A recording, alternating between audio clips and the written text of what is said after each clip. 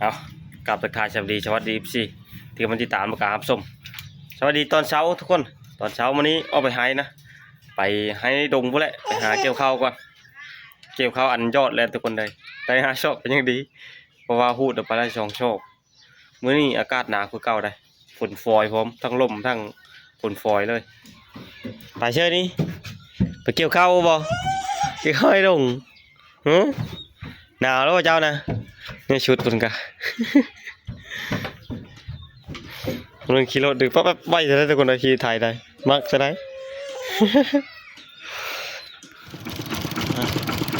เดินทางแล้วบัดนี้มาตรงนี้เป็นขี้เหินทุกคนเลยพวกฝรั่งนะ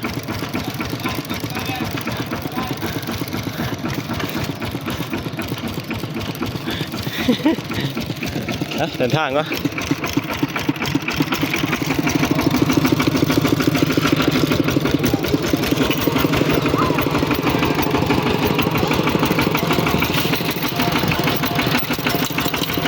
ลุ้มผลคักเท่าไรนี่แหละผลห้ำนั่นแหละ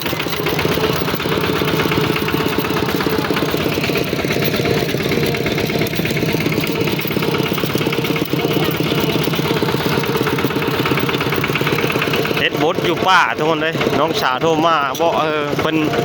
บ้านเพิ่นอยู่แคมผู้แล้วกะเฮ็ดบดกำลังอ้องามมื้อนี้กับมื้ออื่นพอดีเอาว่ะบางทีมื้อแรงได้ลุยก็มีได้ทอกมาช่วยตั้งแต่คืนนี่ไปนะโอ้โหร้อนแล้วกับอากาศหนาวลมหนาวนี่วะเถิดบนบัวทองเนี่ยเกี่ยวข้าวช่วงนี้ก็ได้ฝนฟอยลงมาแล้ว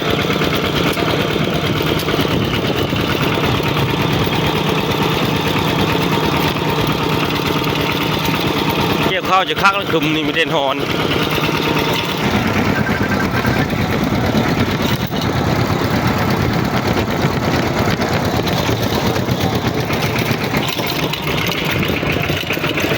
ช่วงอัน2-3 มื้อหลังนี่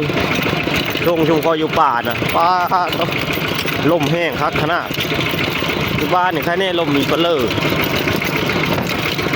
หนาวเดือน12แล้วเดือน12ล่าวจะเข้ามาเถียงละไก่ก็มาได้ยินเสียงรถมารถไก่นะนี่มีแต่ภูใหญ่ๆทั้งหมดตัวนี้พอพันธุ์นะตัวนี้เดือพวกโค้งเดือปะนะแบบเสือไก่ตีไก่รุ่นใหญ่เนี่ยไก่ลาดธรรมดาแหละนี่แต่เป็ดออกมามันโป่งมันจะอะไรเนี่ยมันเคยเติบรับละเพราะว่าคิดดูนี่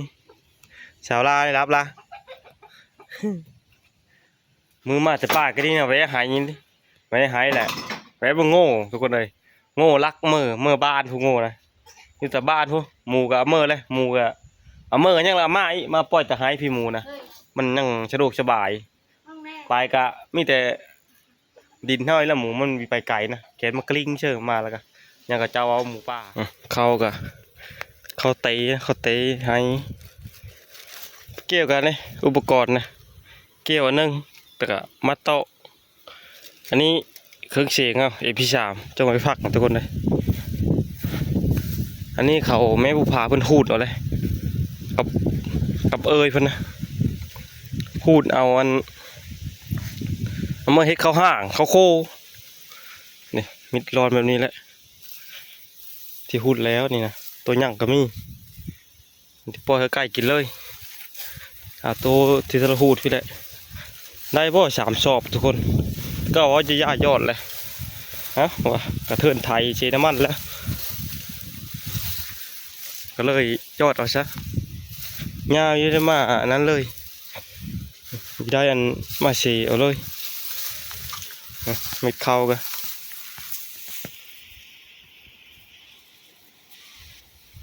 โอ้ยอ่อนทนลม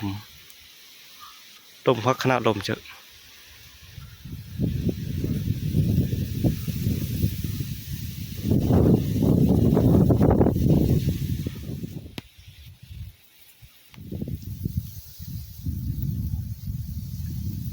ว้ายแดดออกมาแล้วบาดนี้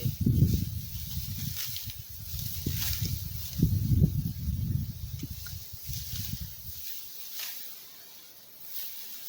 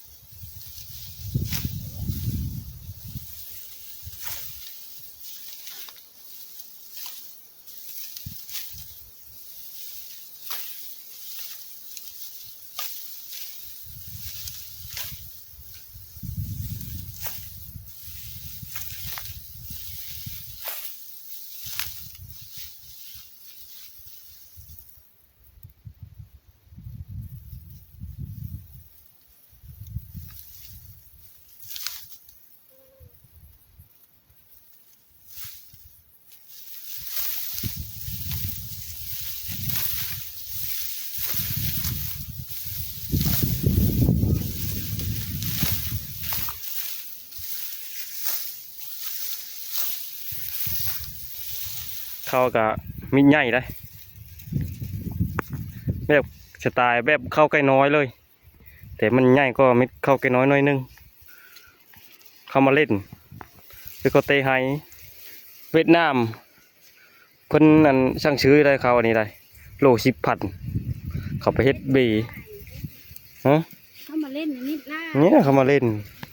นี่เวียนมาเล่น เขามาเล่นข่าว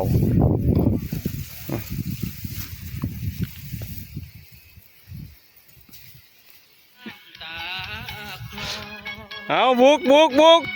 คุณผู้มาช้อยกับทุกคนเลย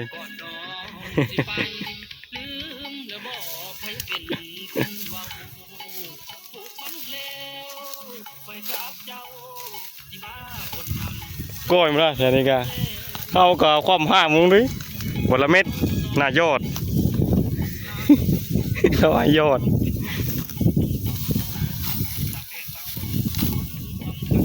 เกี่ยวไว้ได้ผลเลยเข้าจะมะอยู่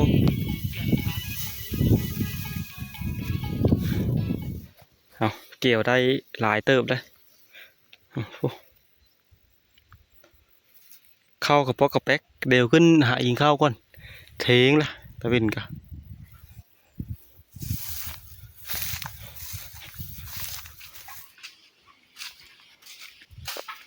โอ้ลูกชาวกับค่อยเบิ้งอยู่นี่ชอบมีพอเวลาฮะชอบมีพอมาเอามอยนะ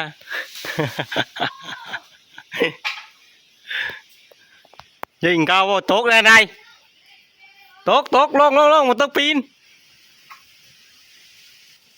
nó hồ khít đông luôn han ô sao đi nồi điกินข้าวกับเพื่อมาล่ะกินข้าวกับเพื่อวันนี้นะฮะเจ้ากินข้าวแล้ววันนี้นะอ้าวดีอ้าวเฮียพอเลยเฮชีเล่มบนนั้นเฮ้ยโหยกินนี่ให้กินไปแล้วเด้เป็นชิ้นหมูป่า โอ้ให้กินชิ้นหมูป่าเลยทุกคนเลยแกงมันมานี่เยอะนี่เลยเท่านี้ป่ะหมดละจีนกะเหลือเท่านี้แหละหมูก็มีถือแฮวถือแฮวผัดลูดดีแต่มีเนื้ออยู่มาหายมานี่นี่ให้อันนี้มีเนื้อหมูกะที่เป็นเพื่อทุกคนเลยมันมีหม้อมีเชือกป่านี่น่าจะได้กินอยู่เพราะว่าปล่อยหมดร้าน2 ร้านผู้ใดหาปลานะจักยั่งหรือบ่เท่านั้นแหละอย่าแต่มันลงหมดหม้อกับบ่มีน้ำท่วมหลายเธอแล้ว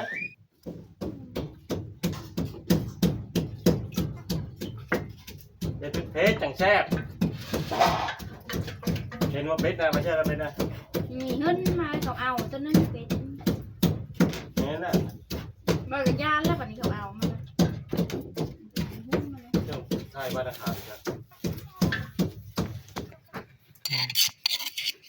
กลางคืนวันหนาวอยู่ป่าจังหวัดใดไปจักเมื่อนี้ก็ไปแล้วนี่ ตัวละพันไม่ได้ เมื่อนี้ก็ไปแล้วนี่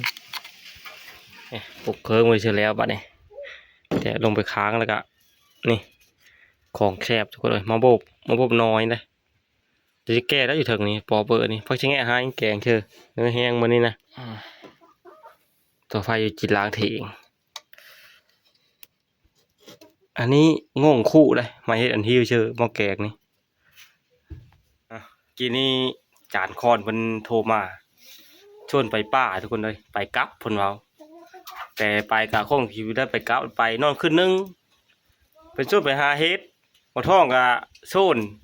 แต่เพิ่นไปเลยเพิ่นไปก่อนนะเพิ่นชวนแต่ค่อยแต่เพิ่นไปเลยค่อยมาหาบ่ได้เห็นพอเพิ่นอยู่หายนี่บ่ได้ไปป้าบ่เราอันไม่ไปแล้วได้เอ้าไปกับเพิ่นแล้วเราไปผู้เดียวนั่นแหละเพิ่นไปผู้เดียวเพิ่นแล้วบ่ท้องนำมื้อนี้นะเฮาก็เกี่ยวข้าวมื้อแลงมื้อบ้านพุ่นแหละยังได้รถกำลังทางก็น่าจะง่ายอยู่ไปก็ประมาณ2ชั่วโมงหรือชั่วโมงกว่าน่าจะฮอดทางมันสบายแล้วดินมันแห้งมาแล้วก็เนื้อน้อยเดียวทุกคนเลยเอามาโบบข้าเอา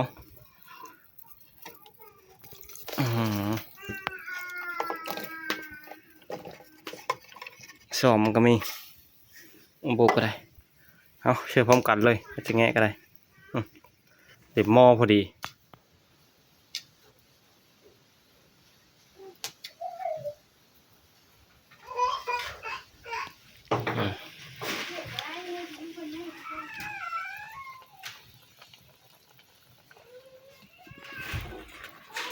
น่าจะพอละพดถึงเติมเลย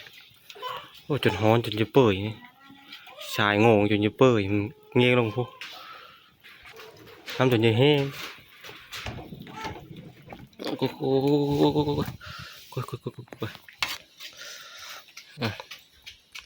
สุดยอดแกงมาโบบแกงขี้หนูปลาเชื่อมาโบบช่วยๆมานำของมักทุกคนเลย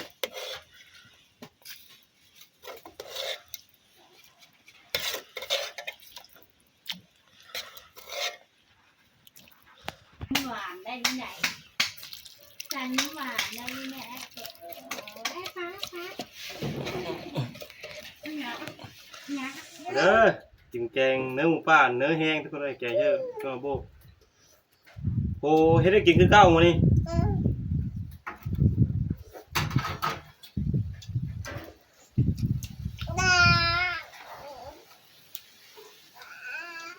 ก็บลูก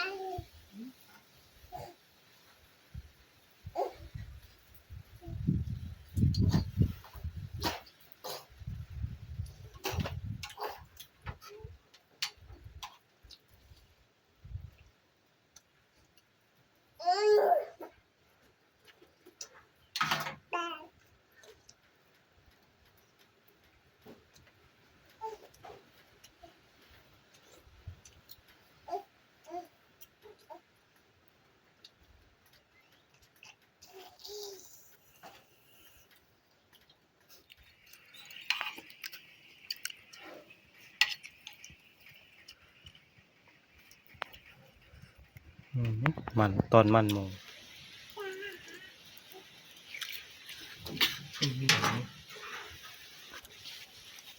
เฮ้ยครับ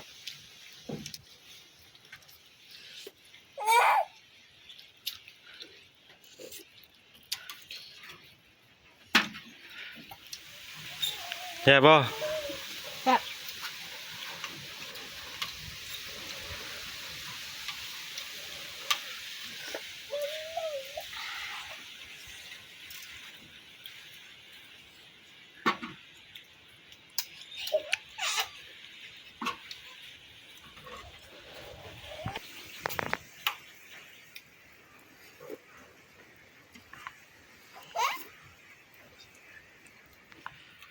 เมื่อคำนี้ละ อันนี้เรื่องเกี่ยวกับป่ะ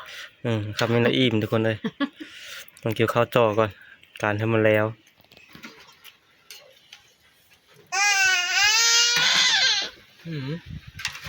ดูความเลือกกับโน่คำมันมีประเดี๋ยวมีประเดี๋ยวเองครับทุกคนเลยเอากินข้าวกินน้ำแล้วทุกคนเลย มาลงบุกต่อ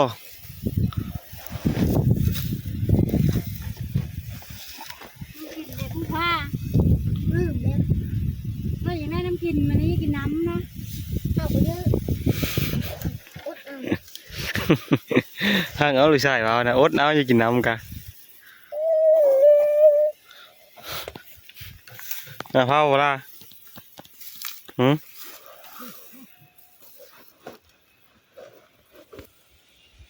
ง่ายไปกับพ่อป้าลุงไปกับมึง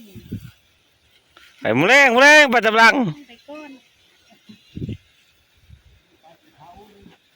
เว้นไปกลับมาหาเกี่ยวทูทีเนื้อแต่ก็เข้าก็เป็นนี่ว่าอยู่พกอีเพลงเลยมันก็ทุกของโยงเกี่ยวแต่พี่ไปปะนี่นี่เข้ากับบางก็เจอดีนะเอ้าพ่อช้ำนี้คนตะคนให้เกี่ยวกันได้บอกแล้วช้ำมือทวิตกันได้เดี๋ยวเผามือนะมาท่องเพิ่น